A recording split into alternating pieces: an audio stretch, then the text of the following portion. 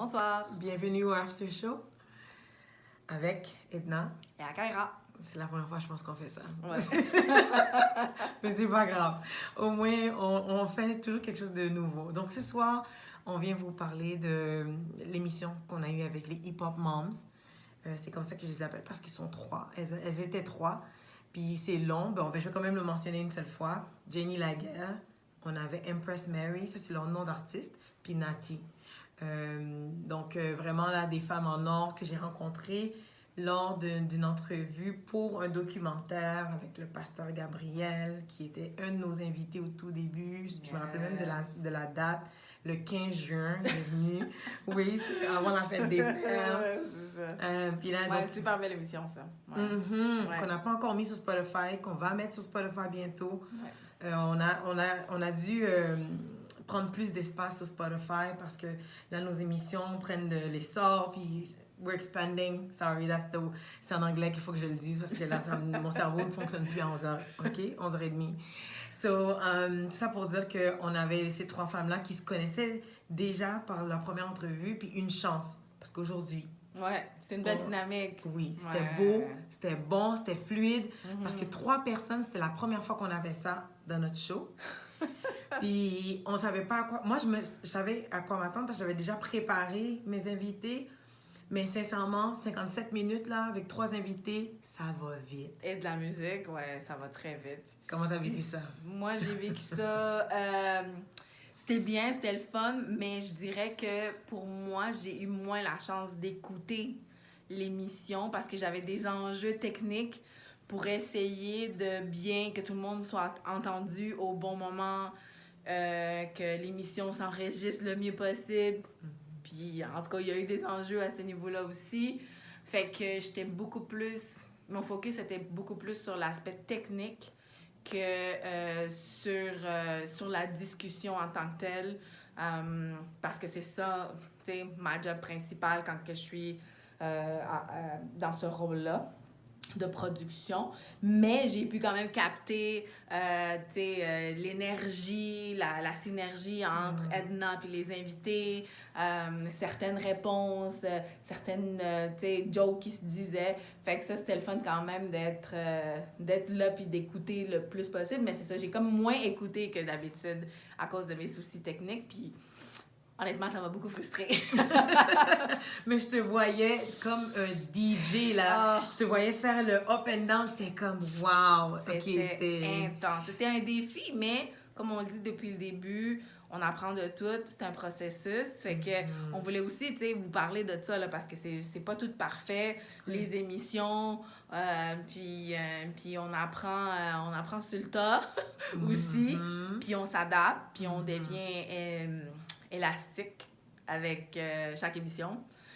Puis on grandit. Fait que ça de ce côté-là, j'ai rien à dire. Là. Oui. Ouais. Au niveau de la croissance, tu veux dire? Au niveau de la croissance, ouais. Puis juste de s'adapter, Sincèrement, c'est quasiment automatique. On dirait que chaque samedi, il y a quelque chose sur lequel on doit grandir, évoluer. À un moment donné, je pense que... J'espère qu'un jour, on va finir par apprendre tout, là. Parce que pour de vrai... Des fois, je me dis, qu'est-ce qu'on va apprendre aujourd'hui, là? Qu'est-ce qui va arriver, là? Puis c'est pas toujours beau, hein? C'est pas toujours le fun. Parce que, tu sais, tu te prépares, on se prépare énormément avant les émissions. Ouais. On part, tu sais, notre programme est déjà fait, on a nos invités, on les invite, il y a tellement de choses à faire. Puis là, tu viens pour délivrer, je sais pas si c'est en anglais, je sais que c'est en anglais, pour livrer la marchandise. Ouais. Puis là, t'as des soucis techniques, tu sais.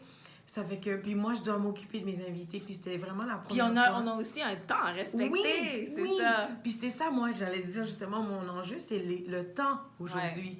Parce qu'imaginez-vous, je trouve que le temps est court, j'ai un invité. C'est pour ça qu'on a souvent des parties 2. Là... Que j'essaye d'éviter. Ouais, mais voilà que j'ai 3 invités aujourd'hui. Laissez-moi vous dire que si j'avais pas bien préparé les Hip Hop Moms, là, on était là pour 3 heures, là. Ouais. C'est qu'on était vraiment... Puis c'est ça que j'ai aimé, parce qu'elles ont vraiment suivi le flow. Il y en a qui aiment plus expliquer en détail, puis aujourd'hui, se sont plus retenus. Mais on a vraiment été dans l'essentiel, Moi aussi, j'ai dû écouter ma présentation pour aller tout de suite vers les invités, dans leur description. Donc, tu sais, je veux dire... Puis, à un moment donné... j'étais tellement concentrée sur le temps Mm. que je pouvais plus écouter. Il y a une invitée qui parlait, je sais pas si vous allez le remarquer, peut-être pas, mais on parlait de la phase du burn-out. Mm. Puis quand les invités ont commencé à parler de ce sujet-là, qui était vers la fin, parce qu'il me restait comme 10 minutes pour couvrir ce gros sujet-là. Puis en plus, j'avais demandé 2 questions dans une. Donc, est-ce qu'elles avaient déjà vécu un burn-out? Puis est-ce qu'elles aussi avaient déjà eu recours à des experts? Donc, soit thérapeute, psychothérapeute, psychologue, etc. Donc, imaginez-vous 10 minutes, 3 invités, puis il faut que je fasse quand même des liens entre les 3 là. Je peux pas juste être en train de dire, OK, go. Je peux pas être robotique comme ça. Donc, c'est même pas dans ma nature, premièrement. C'est vrai. C'est que là, à un moment donné, quand la première commence, je me vois complètement comme un zombie quasiment, là, tu sais, rigide, fermé. Pourquoi? Parce que si je l'écoute, je vais poser d'autres questions. Mm. C'est que là, je me dis, je peux pas l'écouter. Faut que je reste dans le fait que le temps, on est dans le temps. Donc, quand elle a fini, je fais oui, merci, je passe à la prochaine. Mais ça m'a dérangée parce que c'est pas mon style. Mais moi, je voyais Kaira déjà avec son papier en train de me monter 5 minutes. 5 minutes! Et que là, moi, j'étais comme, oh my goodness, je peux même pas prendre le temps parce que je peux pas, moi, t'écouter puis pas arriver avec ah oui, et Pas démontrer de compassion, de ah oui, je comprends, ah, est-ce que tu peux m'en parler plus? Ouais. De faire une transition, mais aussi d'être présente complètement pour la personne, ça demande tellement plus de temps. C'est que j'avais pas le choix d'être, ok, mais je savais que parce que je les connaissais, puis parce qu'on avait déjà eu une entrevue de 3-4 heures, qu'elles allaient comprendre que j'avais besoin de faire ça parce qu'on avait 57 minutes avec la musique. Ouais. Mais des femmes incroyables. Des femmes incroyables. Je sais pas si tu veux, parce que je veux pas, tu sais, comme monopoliser le temps. Je vais te laisser parler, puis je vais revenir après sur ce que je pense. Ben écoute, moi, je pense que qu'est-ce que j'apprécie de ces femmes-là, c'est que c'est des... Comment on dit ça? En anglais, il y a un terme qui s'appelle multi-passionate. Oui. Multi-passionné, si je peux dire ça comme ça en français. Je sais pas. Ou c'est des femmes qui ont qui portent plusieurs chapeaux en même temps. Et elles, avec toutes parce qu'aujourd'hui, on parlait justement des mamans. Tu sais, on est toujours sur le thème On terminait avec les mamans aujourd'hui. Mais déjà, de base, une maman apporte déjà plein de chapeaux. Mince. Mais là, ces femmes-là, en plus, c'est des artistes. Il faut qu'elles trouvent du temps pour leur créativité, pour gérer leur famille, pour aller leur conjoint, leur travail, parce qu'elles travaillent aussi. À temps plein. Il faut qu'elles gèrent tout le reste de la vie. Puis, il faut qu'ils trouvent du temps pour elles, que j'espère qu'elles sont capables de trouver, et garder toute leur tête. And not go crazy. Fait que là, je me dis, waouh, moi, ça m'impressionne parce que, étant quand même quelqu'un qui fait plusieurs choses, je me dis, OK, mais moi, j'ai pas d'enfant. Puis, tu sais, j'ai pas tous les défis qu'elles ont, toutes les choses qu'elles ont à gérer. Puis, je trouve que, des fois, je manque de souffle. Donc, j'admire beaucoup ça. J'admire beaucoup ces femmes-là qui font du mieux qu'elles peuvent pour... comment je pourrais dire ça? Pour...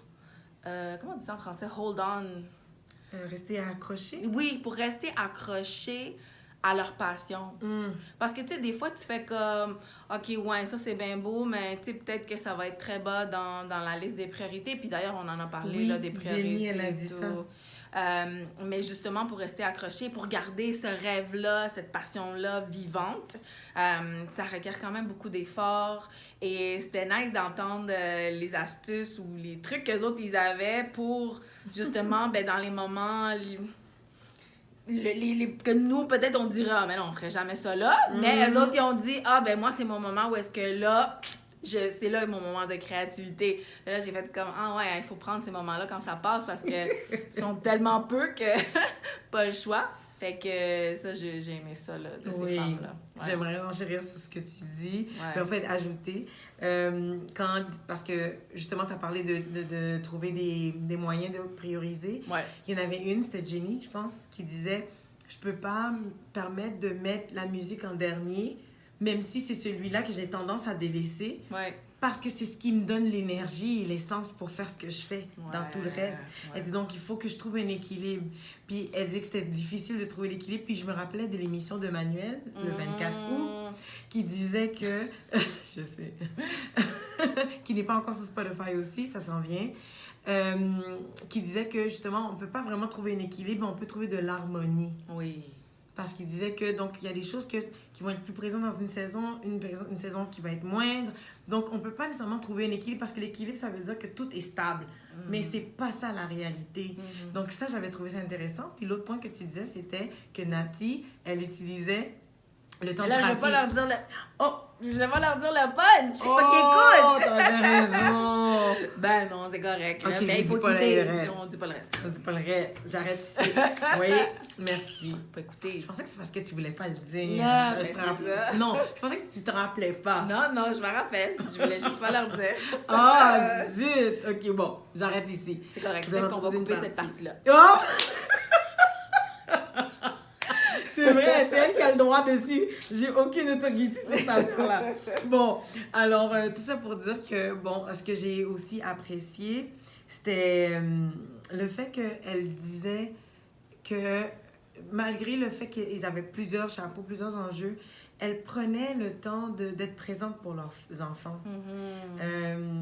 Bon, Jenny, elle est nouvellement famille d'accueil. Puis parce que moi, je leur ai demandé... comment est-ce que vous faites pour... OK, est-ce que c'est plus difficile d'avoir des enfants à un certain âge, de vivre de sa musique ou bien d'être plus présent pour la musique à différents âges avec l'enfant? OK, regardez, la question, ce que je vous dis, c'est vraiment pas bien dit, là. Attendez, je vais aller chercher la question parce que là, c'est pas vrai là, que je vais... OK, ça disait, vous êtes toutes à différentes étapes avec vos enfants. Parce qu'il y en a une qui est famille d'accueil nouvellement. Il y en a une autre qui a un enfant de 3-4 ans. Oui, 4 ans, je pense. 4 ans. Ouais. Puis l'autre, elle a un enfant de 3 ans. C'est pour ça que je me mélange. Mary, elle a un enfant de 3 ans, un dernier, mais elle a deux grandes filles qui, justement, l'aidaient à garder le dernier. Merci encore une fois. Merci. Parce que ça nous a permis d'avoir la dynamique qu'on avait aujourd'hui. Puis là, je leur ai demandé, est-ce qu'il y a une période où c'est plus difficile d'être une artiste avec un ou des enfants? Puis là, elles ont expliqué que c'était pas plus difficile avec... Par exemple, s'ils sont plus jeunes, c'est plus difficile que s'ils sont plus grands. En fait, c'est tout le temps pareil, c'est juste que ça change. Les étapes changent, les saisons changent. Donc, elles doivent s'adapter toujours. Ouais. Puis là, ils expliquaient justement, bon, chacune d'entre elles, qu'est-ce qu'elles étaient en train de vivre. Puis c'est drôle, j'ai reçu un texto d'une maman qui disait « Oh, elle aussi, elle vit ça! » Puis je vous dirai pas c'est quoi. Parce qu'à ce moment-là, vous allez pouvoir écouter qu'est-ce que ça voulait dire. Mais il y a une maman qui, justement, elle vit quelque chose, puis qu'elle est comme... C'est parce que l'enfant lui a laissé une certaine habitude. Ouais. Que là, il faut qu'elle reformule, reset. Qu'elle reprogramme? Oui. OK. Qu'elle refasse son... Elle doit comme déconstruire cette habitude-là. Pour reconstruire quelque chose, une autre habitude. Ouais. C'est ça qui était intéressant de voir. Puis là, tout de suite, j'ai reçu un texto qui disait « Oh, je pensais que j'étais toute seule. » Puis ça, c'est ce qui je trouve de plus cool dans nos émissions, c'est que les gens peuvent se retrouver. Oui. Même si on parle de hip-hop. Pas une émission... C'est pas des sujets que je suis habituée. J'écoute le hip-hop sans m'en rendre compte, au fait. Je pensais pas que c'était du hip-hop que j'écoutais. Mais elles ont pu mettre la lumière. Tu sais, moi, Missy Elliott, j'aimais beaucoup Missy Elliott quand j'étais jeune. Là. Ouais. Queen Latifah, Lauryn Hill. Oublie ça, je dis son nom, je suis déjà émotive. Donc, en tout cas, c'était juste beau de voir ces femmes-là dans tout leur être si passionnées par le rap, si passionnées par le hip-hop, que c'était même pas parce qu'elles voulaient être rémunérées qu'elles le faisaient. C'était vraiment parce que il y a quelque chose qui les anime, qu'elles veulent véhiculer au public. Puis d'ailleurs, ça me fait penser, j'avais une question pour elle, mais j'ai pas eu le temps de la poser. C'était, est-ce qu'elle trouve que les gens écoutent les paroles de leurs chansons ou si c'est les beats? Mais je pense que c'est un peu ça que une des trois disait. Quand on leur a parlé, je pense, des adultes versus les adolescents. Oui. Parce qu'il y en a deux là-dedans, si je ne me trompe pas, qui sont enseignantes. Oui. Et elle parlait, entre autres, d'autres styles de musique comparativement au hip-hop. Trap. Puis elle faisait, c'est ça, du trap.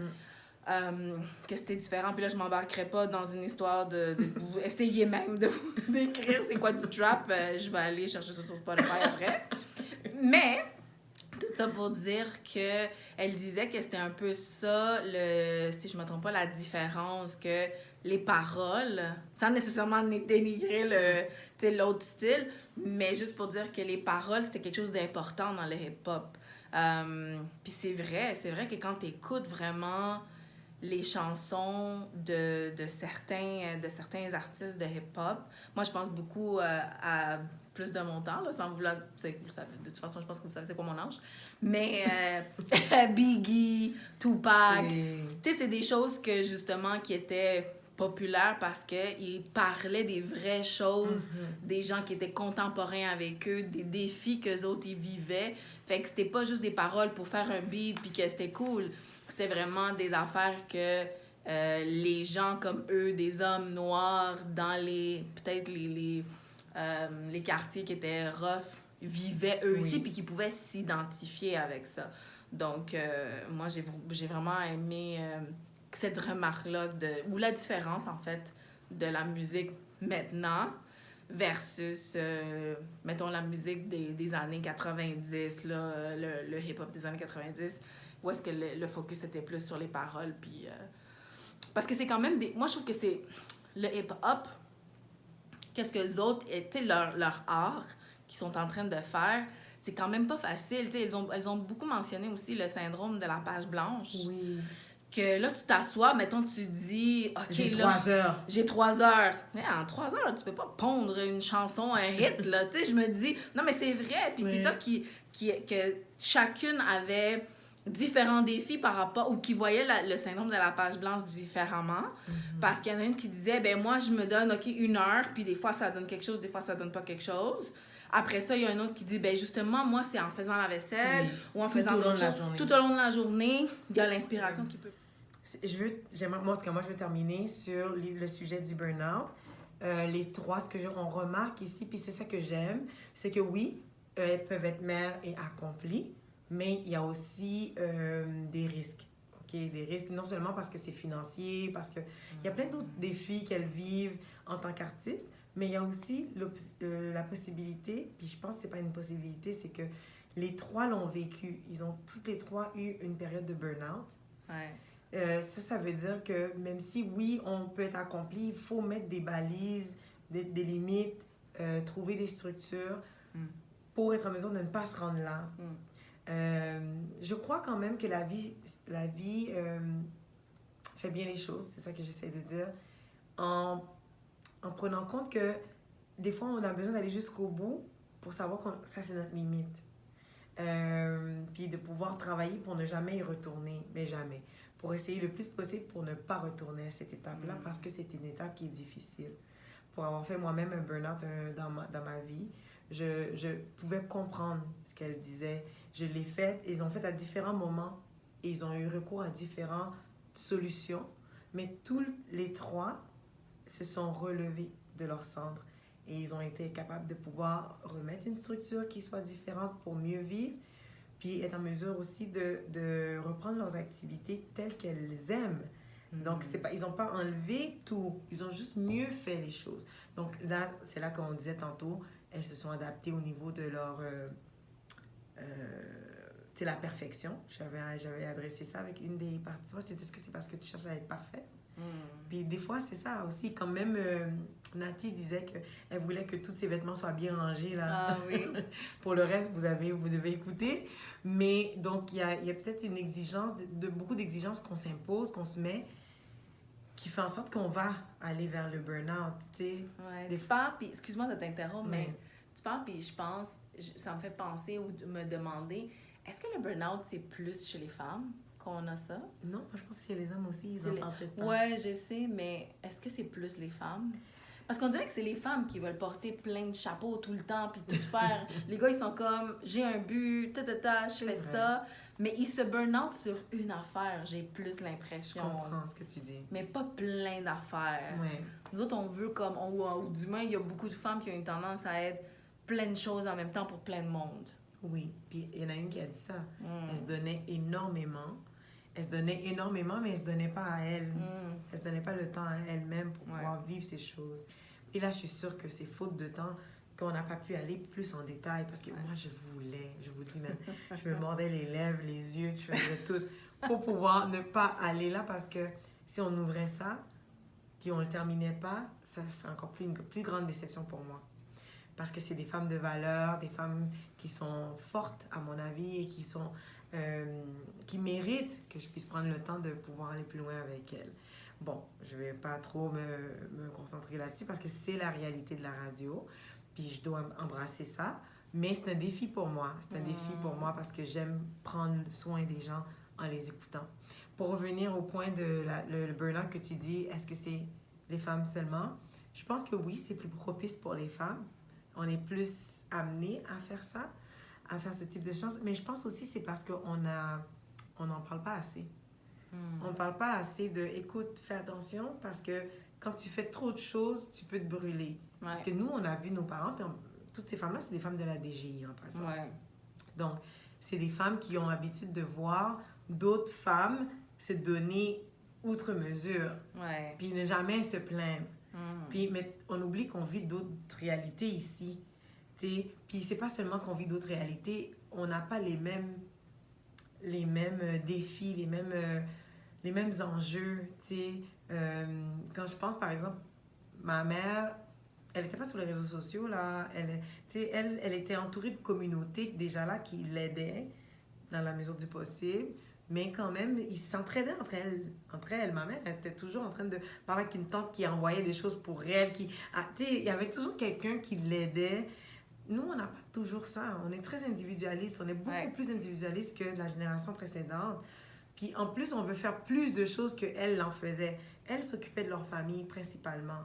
Puis s'ils avaient un à côté, c'était un passe-temps qu'elles joignaient. Par exemple, ma mère, elle cuisinait. Puis dans sa cuisine, elle faisait des choses extra. Qu'elle vendait ou pour faire un petit, quand on dit un petit chocho. Mais c'était toujours dans le but de servir la communauté, de prendre soin, mais c'était partie prenante de sa cuisine. Nous, on s'entend là? Enseignante. L'autre, comment on attend? Enseignante, elle a dit plein... Attends, il y avait d'autres choses. Attendez-moi, excusez-moi, je cherche mes papiers. On parle de cinéma, théâtre, danse. Elle a parlé de la danse à un moment donné.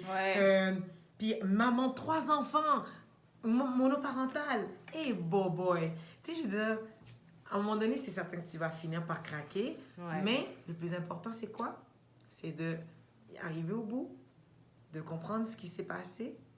En plus, ils ont eu le recours à de l'aide.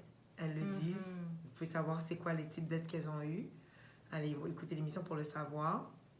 Puis commentez, s'il vous plaît. Commentez, dites-nous ce que vous avez perçu de cette émission-là. Déjà, j'ai reçu un texto, mais le texto, c'était cool, mais transposez le texto sur les commentaires. Ceux qui n'ont pas nos numéros de cell, s'il vous plaît, écrivez-nous sur les réseaux sociaux. Oui, ça va nous aider. Ça va propulser l'algorithme de notre émission, OK? C'est ça que j'entends tout le temps. Ça va permettre à d'autres personnes de pouvoir nous entendre parce que l'objectif, c'est de vraiment être entendu pour que notre communauté puisse guérir, être en santé globale. Je termine là-dessus, moi. Moi, l'autre point que je voulais amener, c'est lorsque tu leur as posé la question de c'est quoi normalement la réaction des adultes lorsque versus les ados quand vous leur dites que vous faites du hip-hop. On s'entend que être artiste, c'est pas un métier traditionnel, tu sais. Et il y a beaucoup de, je pourrais dire, tabous, critiques. Des fois, les gens vont faire comme « Ah, c'est pas un cheminement normal, c'est atypique. » Fait que j'ai beaucoup aimé cette question-là parce que c'est vrai que lorsque juste en général, Tu sais, pas elle particulièrement, mais peu importe c'est quoi que tu fais dans la vie, quand tu choisis pas le chemin que normalement a été tracé devant toi par la société, par tes parents, whatever, c'est sûr que les gens te regardent un peu comme « Et tu fais quoi avec ça? Pourquoi tu fais ça?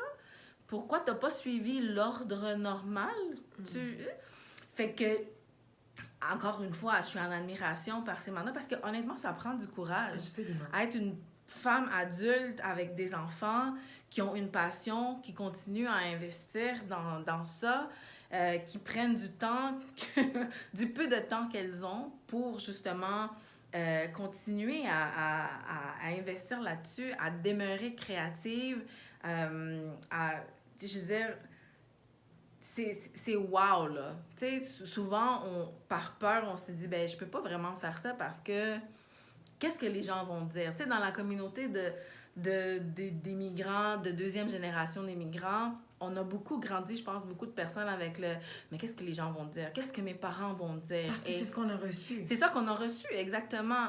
Puis, tu sais, dire à un parent...